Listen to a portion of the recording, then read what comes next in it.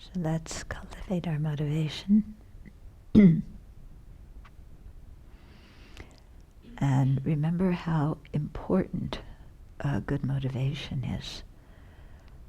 It can make the difference between whether we feel happy or whether we feel upset, whether we're angry or whether we're content and peaceful. So it's really important to continuously generate a good motivation, even in the face of hardship, even in the face of adversity, because that's the time we have to practice. If we just practice when things are comfortable, then we're not really practicing. If we abandon our good motivation when things get difficult, then we're abandoning ourselves, basically. So there's no choice but to continually cultivate a motivation of loving kindness, of forgiveness, of hope, of compassion. And going forward in our lives with that kind of motivation. Because the only time we ever have to live is now, and the only time we ever have to practice is now. So if we say my happiness or my good motivation depends on external conditions, and until the external conditions are good, well, what to do? I'm just angry and unhappy. That doesn't do us any good, and it's quite unrealistic. It's living in our head, dreaming up all sorts of things that we're not sure will happen.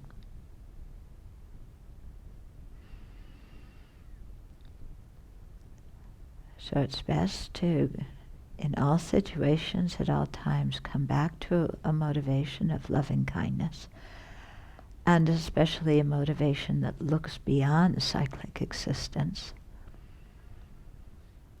knowing that this world does not exist in the way it appears to us, putting the events of this world in perspective, knowing that there's countless living beings in this universe, all of whom have their own experience and want happiness and not suffering. And so to continue to have that big mind that really takes everyone into consideration and knows that attaining full awakening is possible. And so however long it takes to do that, whatever it takes to do that, we're committed. And so with that motivation, let's listen to teachings and go forward in life.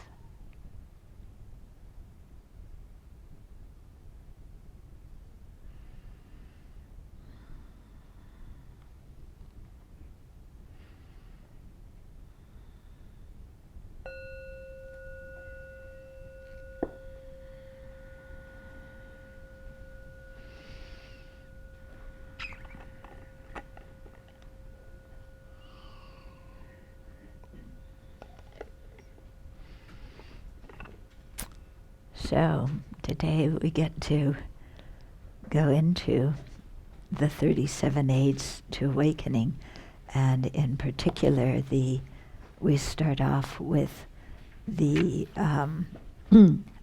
4 establishments of mindfulness. So that's under the higher training of wisdom, although not all of the 37 aids to awakening are actually in the higher training of wisdom. Some of them actually belong in the higher training of ethical conduct and concentration. But they're all ultimately focused and directed towards wisdom, because it's wisdom that gets us out of cyclic existence. Okay. Now, even the term, the 37 aids to awakening, I really wrestled with that term. I didn't like AIDS so much. It sounds like Band-Aid to me. And the actual meaning of the term is like a faculty, or a branch, a wing of something. So it's like, and at one time I translated it as harmonies. I found that translation, which I like, 37 harmonies with awakening. It's not a literal translation, but it's 37 factors that harmonize our mind with an awakened mind and enable us to attain awakening. So in that way, they are aids, they are faculties as well. Okay, so we'll start reading and then I'll comment as we go along. Built on the foundation of the higher trainings in ethical conduct and concentration, the higher training in wisdom involves the practice of the 37 aids to awakening and leads to insight. Okay, so we often talk of serenity and insight, so this is particularly directed towards insight. Why not all 37 aids are considered the higher training in wisdom? They all directly or indirectly contribute to the cultivation of the wisdom that understands selflessness and the Four Truths correctly, and thus leads to liberation. So they're all directly, in one way, going in that direction. The 37 aids are explained in both Pali and Sanskrit sutras, and are valued practices in all three vehicles. So the here solitary and bodhisattva vehicle. In the Sanskrit tradition, they are explained in detail in both the Abhidharmakosha and the Abhisamaya Alankara.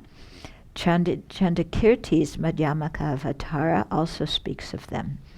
In the Pali Canon, their chief source is the Mahavagga of the Samyutta Nikaya. The passages on the 37 aids here are almost word for word the same as in the Sanskrit Dasabhumika Sutra. So this, is where I find the crossovers with amazing, that, what you find in the Pali Sutta is almost word for word what you find in the Sanskrit Sutra. The Dasabhumika Sutra actually being the sutra that talks about it's called the 10 Grounds Sutra, the 10 Bodhisattva grounds, but it's describing them on the basis of, incorporating these 37 aids. The main difference in how the 37 aids are practiced in the Sravaka and Bodhisattva vehicles is that Bodhisattvas do them with a bodhicitta motivation and apply them to all sentient beings. And Bodhisattvas for sure approach the 37 aids with the Madhyamaka Prasangika view of reality.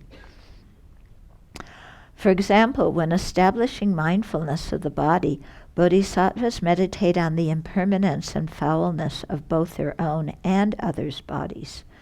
From the Madhyamaka perspective, practitioners of all three vehicles meditate on the 37 aids with the view of their being empty of inherent existence.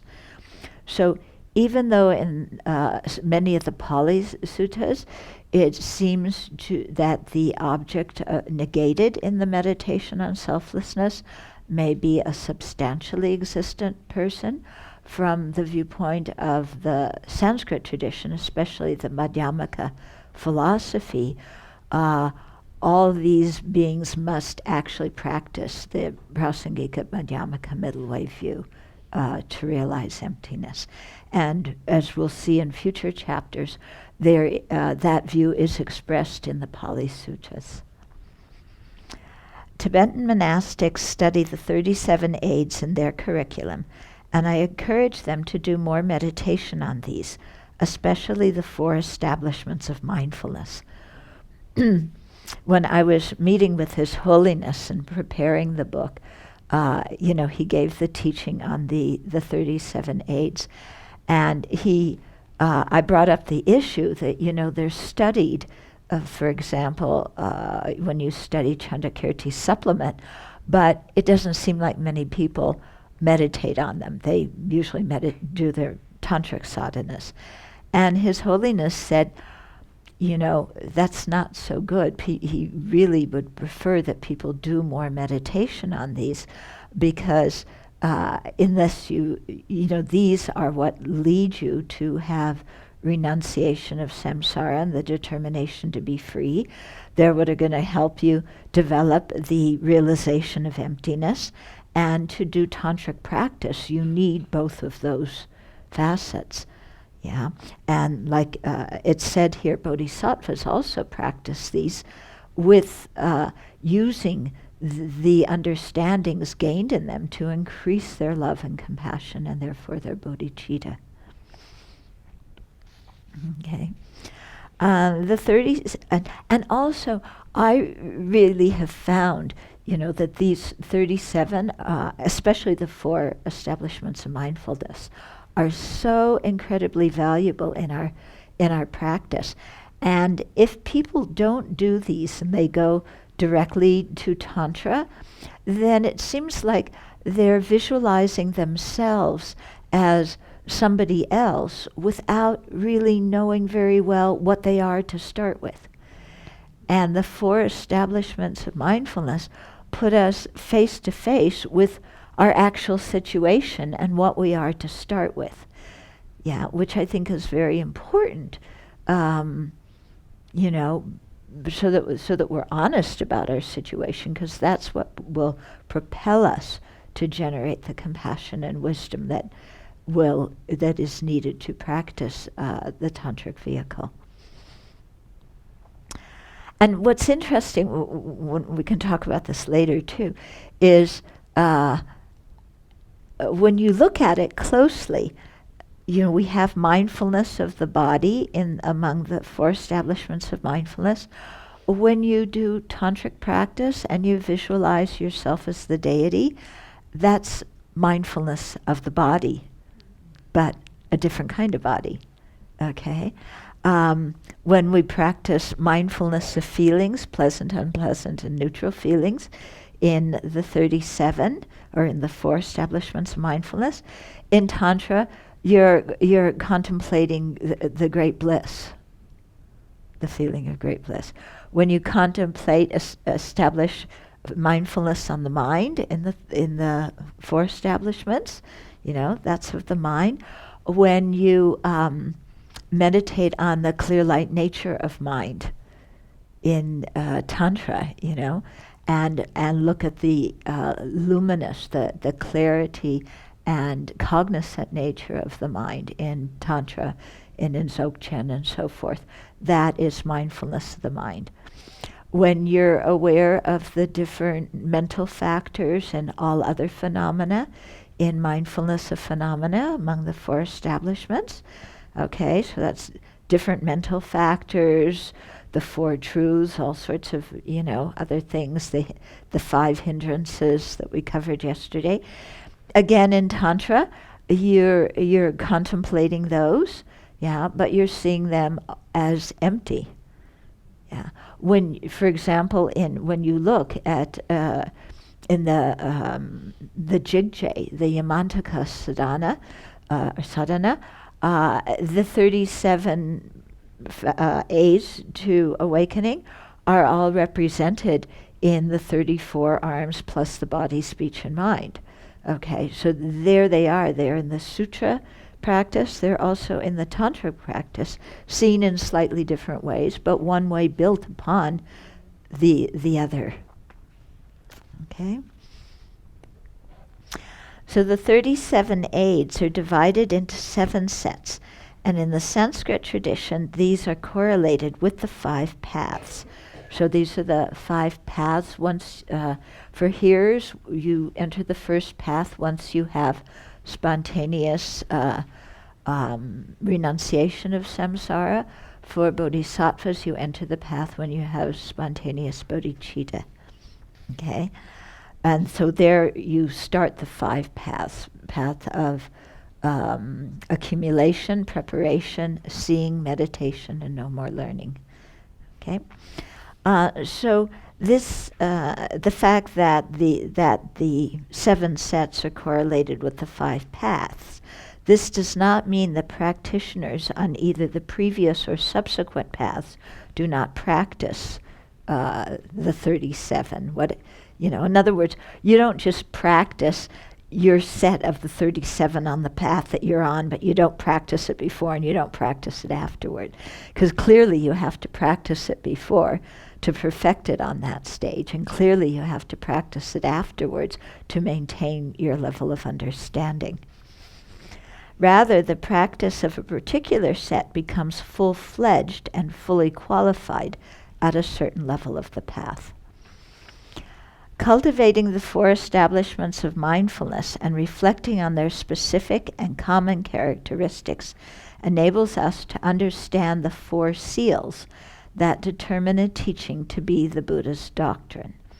Okay, so these 4 seals are mentioned in the Samadhi Raja Sutra in the Sanskrit tradition. So 1, all conditioned phenomena are impermanent. Very important understanding for us to have. 2, all polluted phenomena are unsatisfactory. They're in the nature of dukkha. Also very important. 3, all phenomena are empty and selfless.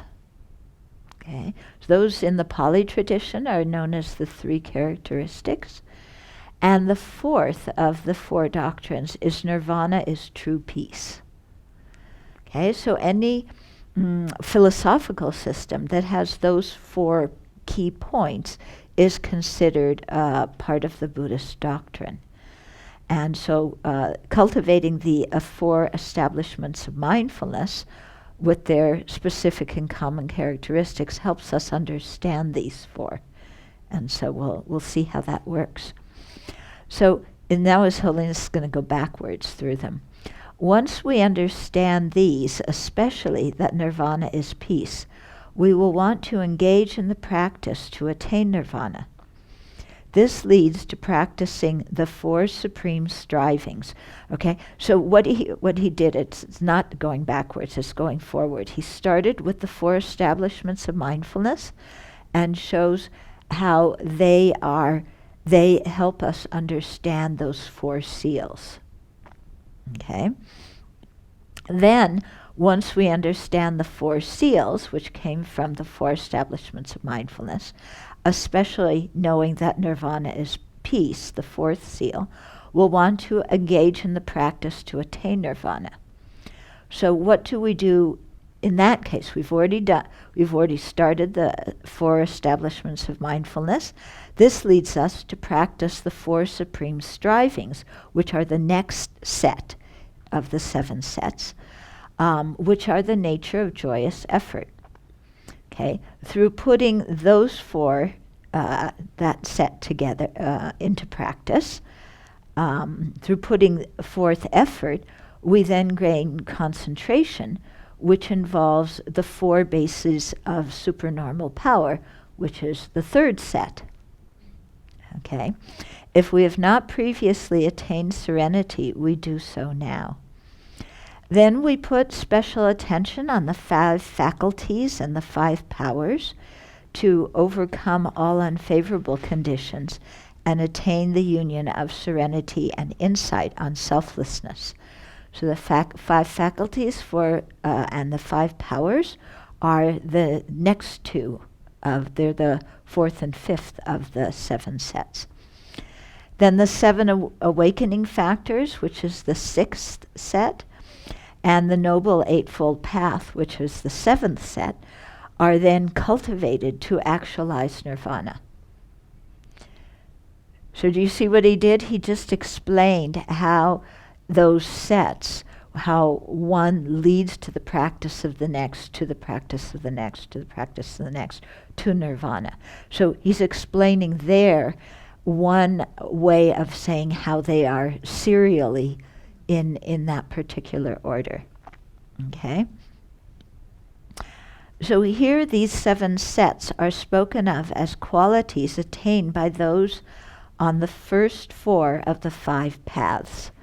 Okay, so when you're on a learning path or a training path, you haven't attained arhatship or Buddhahood yet. So they explain, and from the perspective of what somebody does on path of accumulation, preparation, seeing, and meditation. And they're not explained here in the above explanation with regard to an ordinary person who is yet to enter a path. However, some scriptures explain the 37 aids for those who haven't entered a path, giving us clear direction on how to practice in our daily life. The explanation is taken from both the Pali, and the explanation below is taken both from the Pali and Sanskrit traditions. Each emphasizes certain points that complement the perspective of the other. Okay, so this thing of, here he just explained them in terms of somebody who is on one of the first 4 of the 5 paths. But then these 7 are also practiced by people like us, or at least by people like me, who haven't entered a path yet. So it's not that you wait until you enter a path to start practicing these. We start practicing these now. And in the Pali tradition, the Eightfold Noble Path is, the basic teaching that people are encouraged to practice right from the very beginning, before attaining any kind of realizations.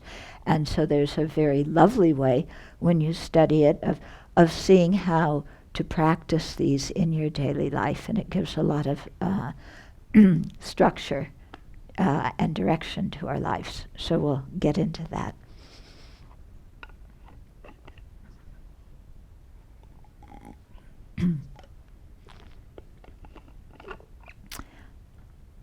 So the 4 establishments of mindfulness focus on 1, the body, feelings, mind, and phenomena. Okay? Here, feelings doesn't mean emotions. It means just feeling pleasant, unpleasant, and neutral feelings. Okay? To establish mindfulness means to place our mindfulness on an object comprehended by wisdom.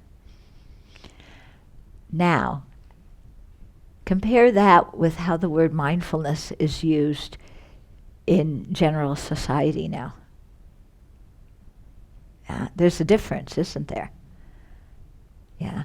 Mindfulness, the term, when you're talking about secular mindfulness, and even there people are using the term mindfulness in a whole variety of different ways.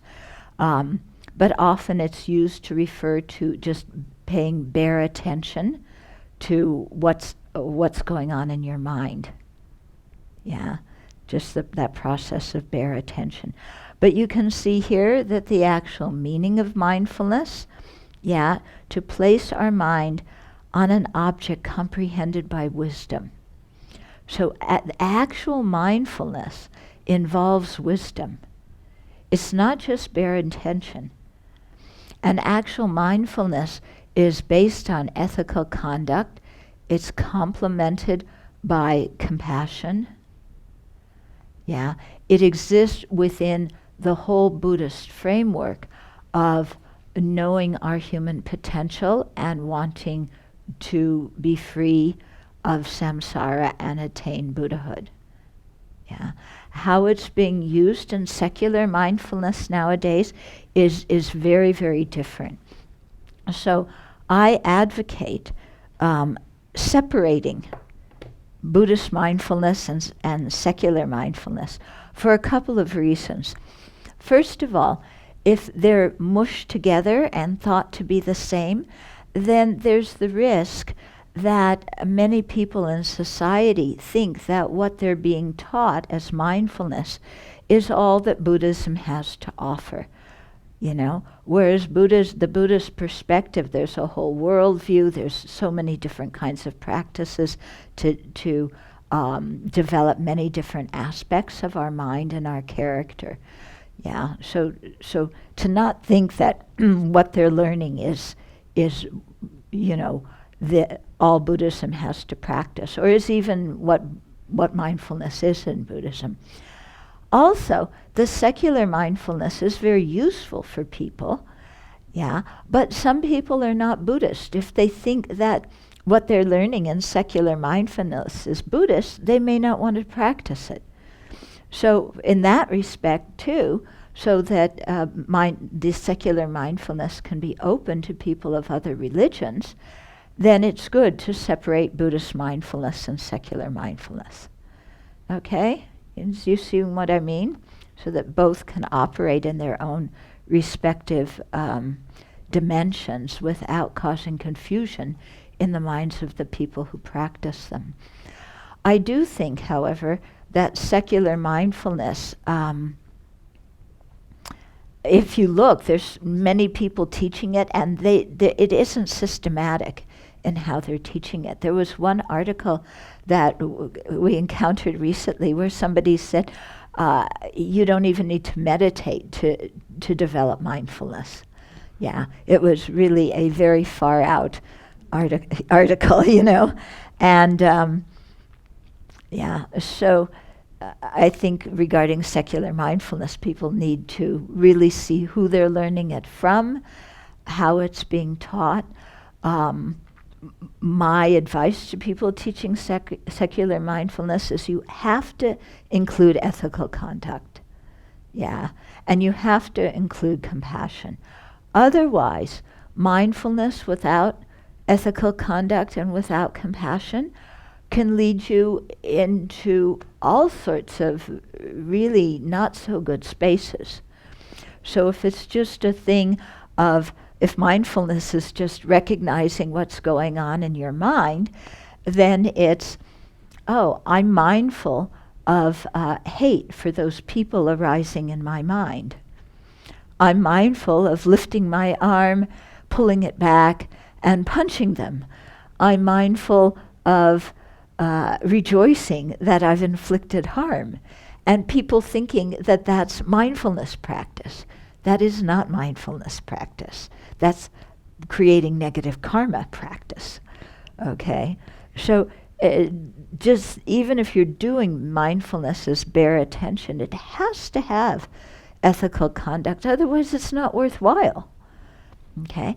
Similarly, it must be rooted in compassion and a kind feeling for others and an awareness of other sentient beings. Otherwise, mindfulness becomes another thing about me. I'm mindful of what's going on in my mind. I'm mindful of my emotions. And then you get into, oh, I'm mindful, I'm feeling this, this, this. And then we start psychologizing on the cushion, you know, and going back into our childhood, and I'm mindful when I felt as a child of this and that.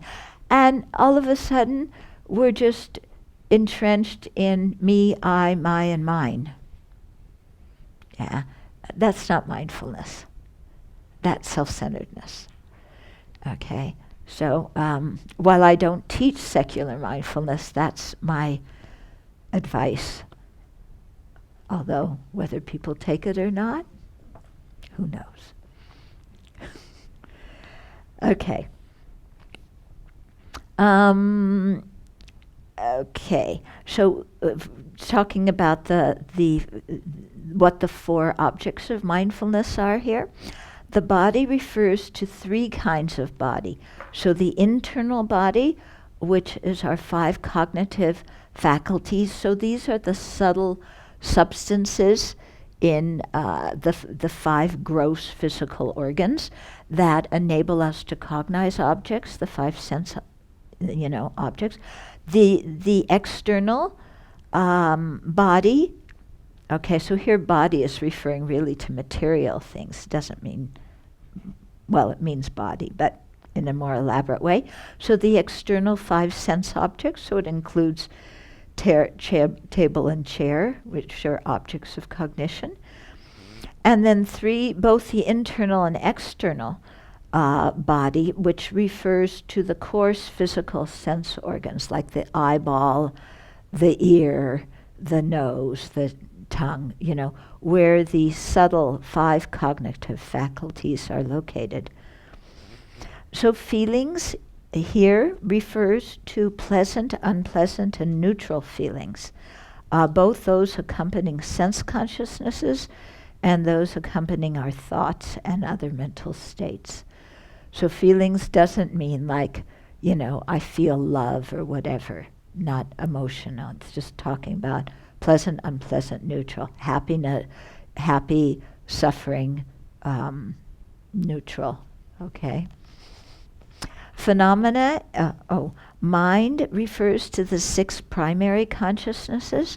So that we have the 5 sense consciousnesses, visual, auditory, olfactory, gustatory, and tactile, that apprehend the 5 sense objects. And then the 6th one is the mental consciousness. Phenomena includes mental objects, so all other impermanent and permanent phenomena that are not included in body, feelings, and mind. Okay, so that's the phenomena. So these 4 objects are selected as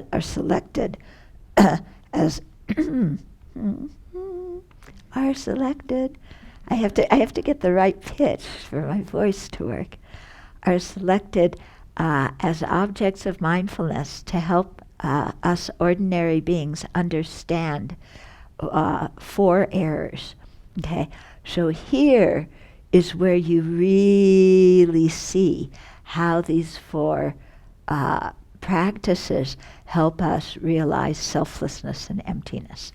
Okay, so we have, here it's talking about 4 errors. Later on we're going to come across 4 distorted conceptions, but these are 2 different sets of 4. So one is conceiving our body to be the place where the self resides. I am here inside my body. So do you have that feeling? I'm here inside my body? Yeah, we feel that all the time, okay? That is an erroneous way of thinking. And it's revolved around how we conceive of the self. The self is some kind of independent thing, but also it's floating around inside our body somewhere. Okay, the second misconception, conceiving our feelings to be what the self enjoys and experiences. I feel happy. I feel miserable. Yeah? Do you have that kind of thought in your mind? The feelings are what we enjoy and experience. I feel happy. I experience pain. Okay, so this is also an erroneous conception because the way we think of the I, that's the experiencer, is incorrect. 3, conceiving our mind to be a real self. I am what thinks and perceives. So Descartes, I think, therefore I am. And that's how, do you often feel that way? I am what thinks and perceives? The knower. Yeah, the knower. The knower that knows things. And the thinker. And the decider. Are you the one who makes decisions? Who chooses? Yeah, there's an independent I there who's running the show. Okay, another erroneous view. Okay, and then the 4th is conceiving phenomena, in particular our attitudes and emotions, as what makes the self afflicted or worthwhile. I have so many problems with anger and jealousy. Yeah, or my confidence makes me a good person. So this whole idea of, our thoughts and emotions indicating whether we are a worthwhile human being or not. Yeah? Do you have that in your mind? I make so many mistakes. I'm worthless. Okay. Nobody loves me. I don't love anybody. This is a disaster. Yeah? So, okay. So do you see how all four of these are focused around the I? And the way our ordinary diluted sense of I seems to relate to the body, feelings, mind, and phenomena. Okay? Now there is a relationship between the I and those four things. But the I that has that relationship is not the I that we cling to and grasp at when we say, I am here inside my body, I feel happy, I am what thinks and perceives, and I'm, worthless or worthwhile. Okay? So it's showing us how we have misconceptions of the I that are related to these four. Okay? So in each instance, the self is erroneously conceived as a solid personal identity. Yeah?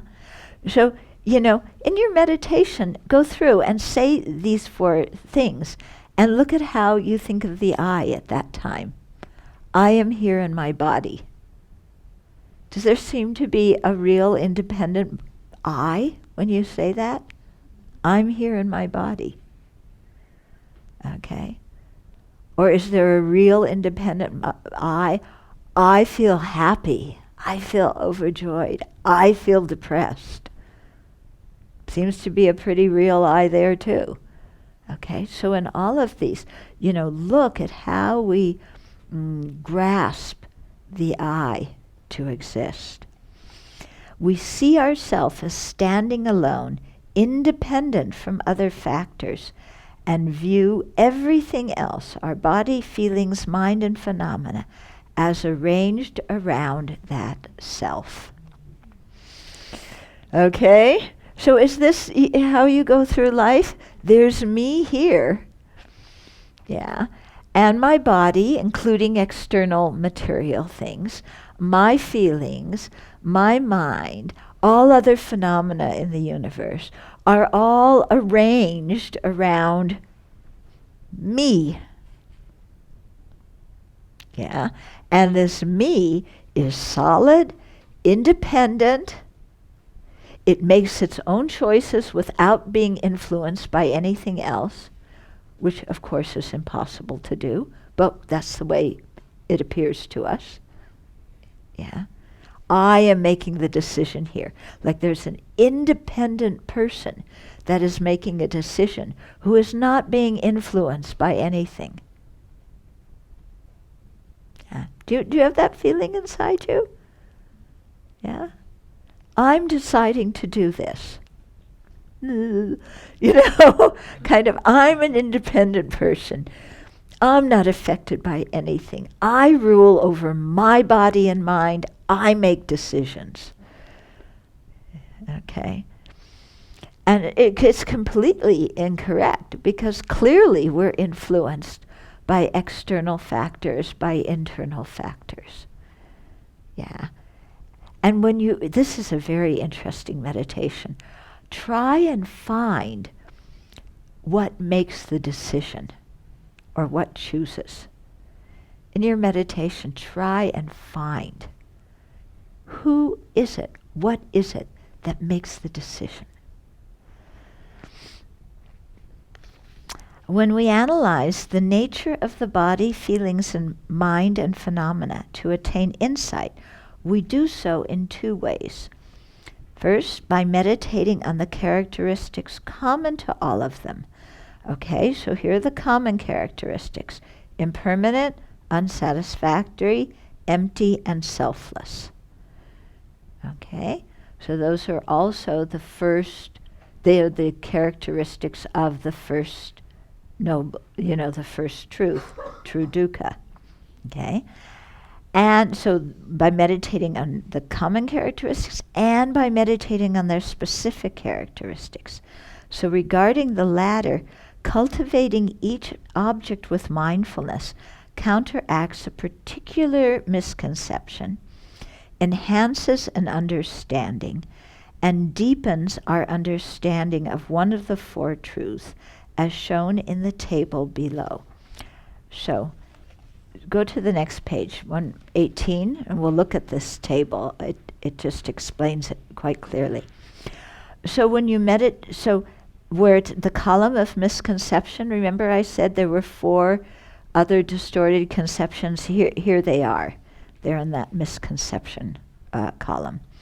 So when we meditate on mindfulness of the body, okay, what we're overcoming is holding the body, holding the mind, or the misconception that holds the unclean as clean, that holds the body, which in fact is filled with all sorts of blech stuff, as clean and beautiful. So that's the understanding. The body is unclean in nature.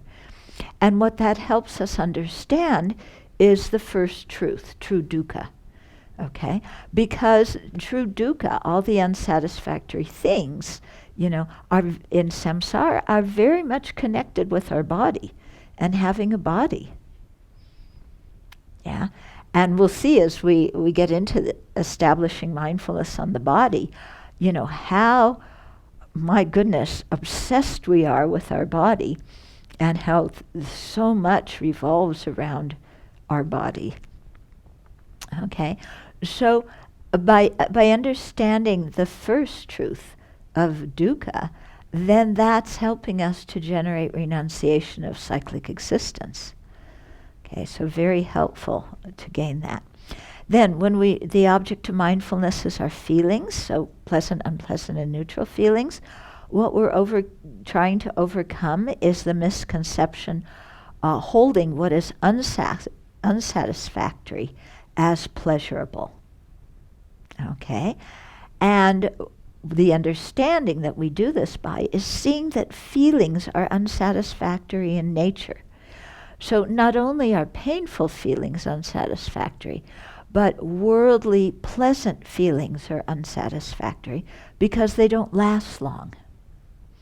And neutral feelings are also unsatisfactory because we can have neutral feelings, but we're still right walking in samsara, walking along the edge of the cliff where painful feelings can arise like that.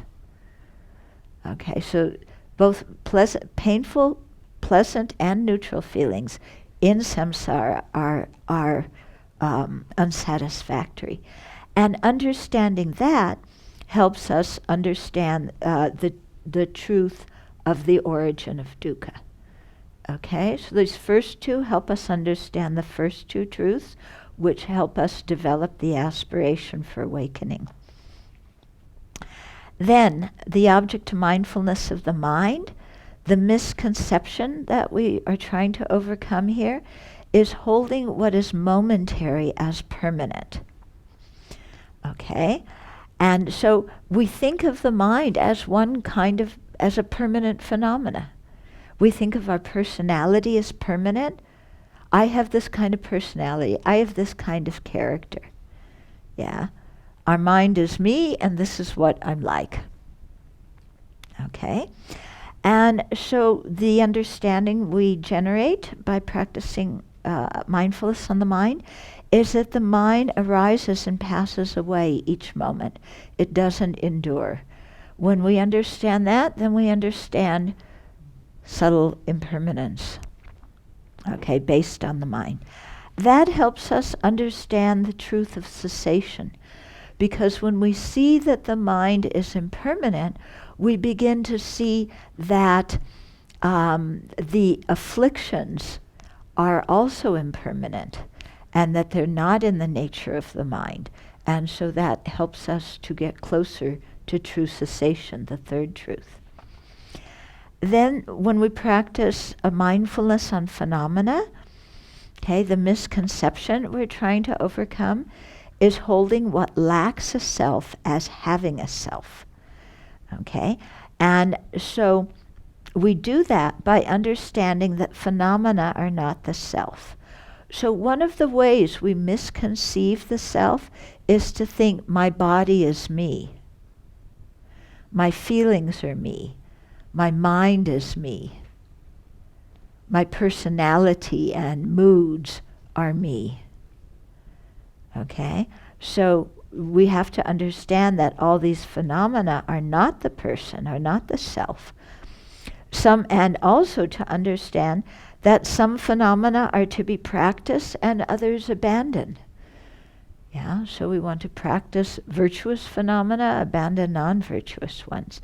And so all this helps us understand the fourth truth, which is the truth of the path. So when we understand true cessation and true path, that really adds, that contributes to our aspiration for awakening.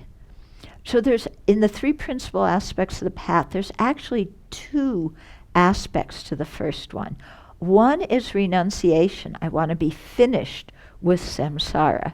And that's related to the first two truths. The second part of it is I want to attain nirvana. I want to go in this direction. And that's related to understanding true cessation and true path.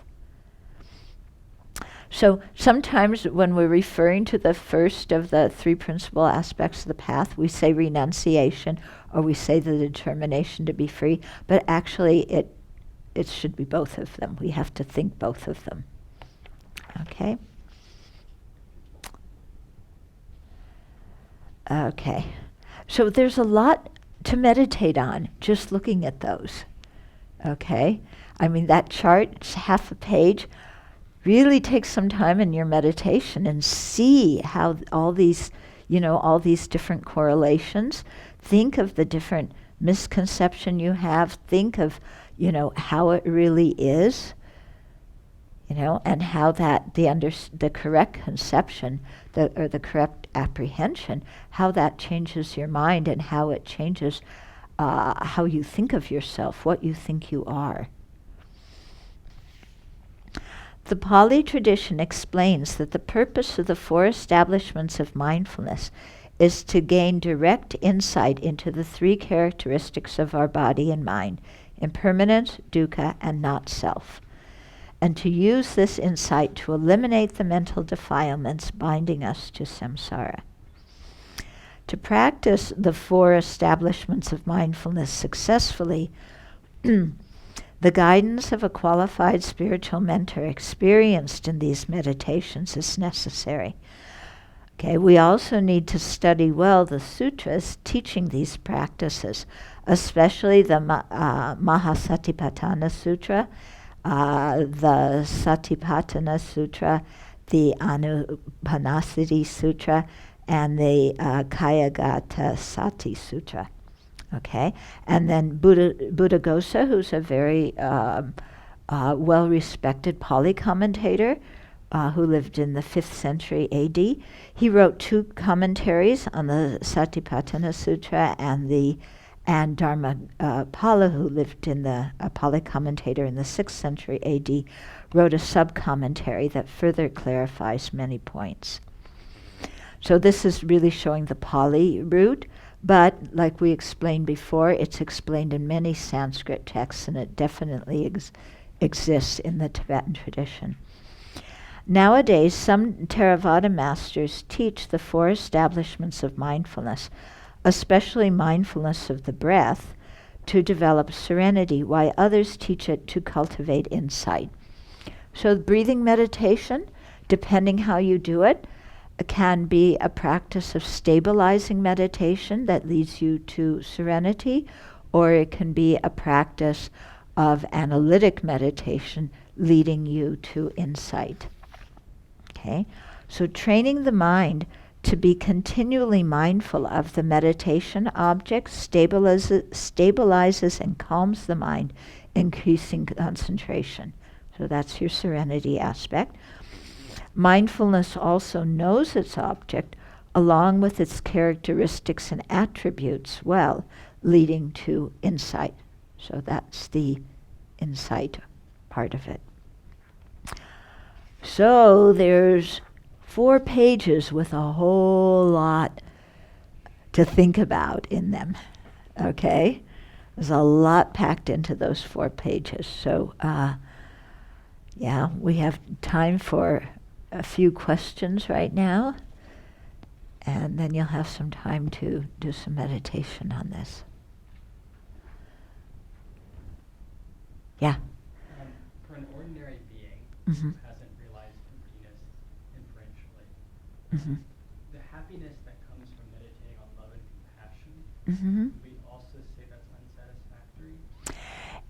Okay, so the question is, for ordinary beings, when we meditate on love and compassion and we feel happiness, can we say that that is unsatisfactory? In one way, you can say yes, it is, because the mind is still under the influence of ignorance, and everything in a mind under the influence of ignorance is unsatisfactory. Okay? In nature. Yeah. However, yeah, and we'll get to this a little bit later, the happiness you feel from meditating on love and compassion is coming from the Dharma. It's coming from correct understanding, not the happiness coming from incorrect understanding. And so in that way, it can be considered Dharma happiness, and something that will is good for your practice and contributes to liberation. Because let's face it, when we're practicing, we have to have a mind with some happiness in it, don't we? Yeah. And at first, when we start to practice, all we know is samsaric happiness. Yeah. As we begin to practice and we begin to tame our mind, we begin to see that Dharma works and experience some Dharma happiness. And that Dharma happiness then really begins to replace the samsaric happiness, yeah, as what uplifts our mind and keeps us hopeful and on the path. Okay, so you're getting what I'm saying? You know, we can't just meditate on the first 2 truths and say everything is dukkha and everything is the origin of dukkha and everything's polluted and this is terrible and you know, Dharma is making me depressed. Okay, that's the wrong understanding. That's exaggeration. That is not the purpose of the Buddha's teaching. The Buddha did not need to give teaching so that we will learn how to be depressed. Okay, we get depressed all by ourselves due to our own wrong conceptions. So Dharma is the antidote to that. But at the beginning of the practice, we haven't developed that kind of inner peace. It's not very stable. We haven't experienced it very much, you know. So, but as you start to practice and you realize that changing your mind from, you know, grasping and craving to contentment brings a lot more inner peace. And you begin to realize that changing your mind from anger and hatred to love and compassion brings a better feeling of inner well-being. Then you get some experience of Dharma happiness. And that really, you know, your mind rests on that, and it gives you a lot of confidence going forward in your practice. Okay? So whenever you have difficulties in your practice, and your mind is saying, oh, this doesn't work, and these people don't like me, and they never listen to my ideas, and to recognize that the mind that's saying that is an afflicted mind. That's not a Dharma mind, that's afflictions. Okay? So the source of our suffering is never the Dharma, and it's always the afflictions. So we have to develop the ability, you know, to notice when our mind starts saying, oh, the whole thing is just hopeless, or I can't stand these people, to identify very quickly that is affliction. That's the source of suffering. I am not going to follow that mind. Yeah. And have a very strong resolution. I am not going to follow the mind. And then, okay, well, what's the Dharma perspective to have on this situation? And then you recall all the Lamrim teachings and all the other teachings that you've heard, and you steer your mind in a much more productive way of looking at things. And that calms and stabilizes your mind and brings you some feeling of hope and contentment, which is really important.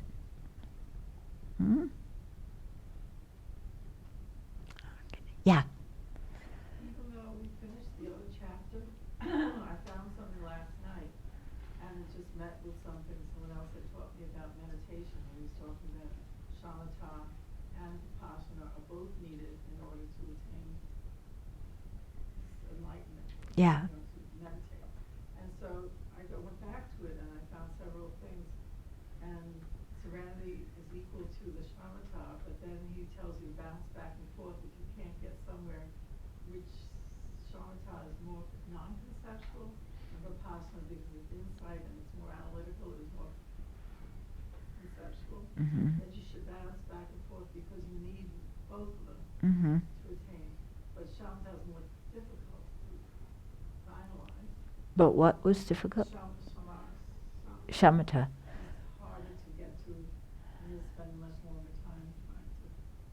I couldn't hear the last part. It'll be much longer time to develop or attain shamatha meditation. That not necessarily. Okay, so let me repeat what she said. That. Okay, let me repeat. So she's saying, she was reading ahead and saw that both shamatha, serenity, and vipassana, or insight, are necessary for attaining awakening, and that we cultivate some meditation masters, but in the Theravada tradition anyway, put you, say, focus on serenity first and insight later. Others say focus on insight first, then later. There's and serenity later. There's others who say do both at the same time. Okay, so there's different viewpoints according to the different Theravada master. In Tibetan Buddhism, we're usually encouraged to generate an understanding of the entire Buddhist worldview, and then to actualize serenity before actualizing insight. That doesn't mean that you don't meditate on insight and on emptiness before actualizing serenity.